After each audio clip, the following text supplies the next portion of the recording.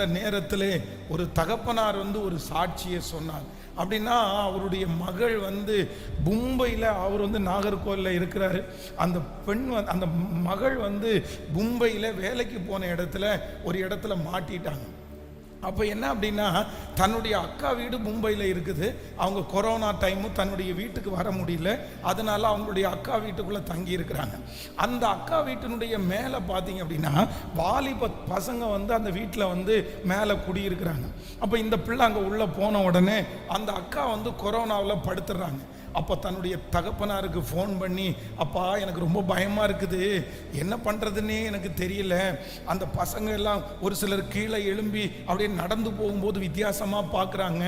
அக்கா வேற படுத்த படுக்கையாக இருக்கா, எனக்கு எப்படி இங்கேருந்து தப்பிக்கிறதுனே தெரியல, என்னால் வீட்டுக்கு வர முடியல அப்படின்னு. அப்போ அந்த தகப்பனார் தன்னுடைய வீட்டில் முழங்கால் படிட்டு ஆண்டவரிடத்தில் ஜெபம் பண்ணாராமா. ஆண்டவரே, என்னுடைய பிள்ளை வெளி தேசத்தில் இருக்கிறாங்க, இப்போ நான் அவளுக்கு பாதுகாக்க கொடுக்க முடியாது, ஆனால் அது என் பிள்ளை இல்லை, அது உங்கள் பிள்ளை. அந்த பிள்ளையின் மேலே ஒரு ஸ்கிராட்ச் கூட படக்கூடாது, ஒரு மனுஷனுடைய பார்வையும் படக்கூடாது. உடனே அவருக்கு ஞாபகம் வந்துருச்சான். ஆதி ஆகமத்திலே வேதத்தில் ஆபிரகாமனுடைய மனைவி அழகுள்ளவளாக இருக்கிறாள் அப்படின்னு சொல்லி அந்த நாட்டினுடைய ராஜா தூக்கிட்டு போவார் பாருங்க. ஆனால் அவர் தூக்கிட்டு போய் தன்னுடைய வீட்டில் வைக்கும்போது ஆண்டவர் சொப்பனத்தில் தோன்றி, நீ அழைப்பித்த ஸ்திரீயின் நிமித்தம் நீ செத்தாய், அவ இன்னொருத்தருடைய மனைவியா இருக்கிறாள், நீ எப்படி அவளை கூட்டிட்டு வரலாம் அப்படின்னு சொல்லி ஆபிரகாமனுடைய மனைவியை பாதுகாத்தார். ஆண்டவர் பாதுகாத்தீங்கல்ல, என் பிள்ளைய நீங்க பாதுகாருங்க. கிட்டத்தட்ட 3 months 3 மாதம் அந்த பிள்ளை தன்னுடைய வீட்டுக்கே வர முடியல.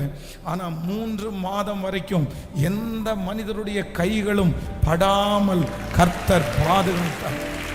அது அந்த அந்த அந்த கொரோனா டைம் முடிஞ்சதற்கு பிற்பாடு அவங்க சகோதரி சரியாயிட்டாங்க.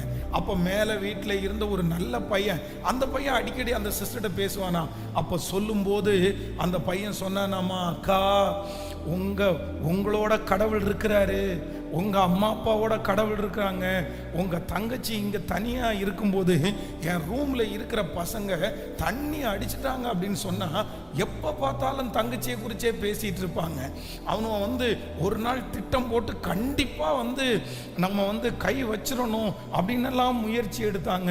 ஆனால் நான் நம்புகிறேன், அந்த பையங்களுடைய கரங்கள் உங்கள் தங்கச்சி மேலே படாமல் இருக்கிறதற்கு காரணம் கர்த்தர் பாதுகாப்பை கொடுத்தார். கர்த்தர் பாதுகாப்பை கொடுத்தான். நான் நம்புறேன், ஆண்டவருடைய பிள்ளைகளை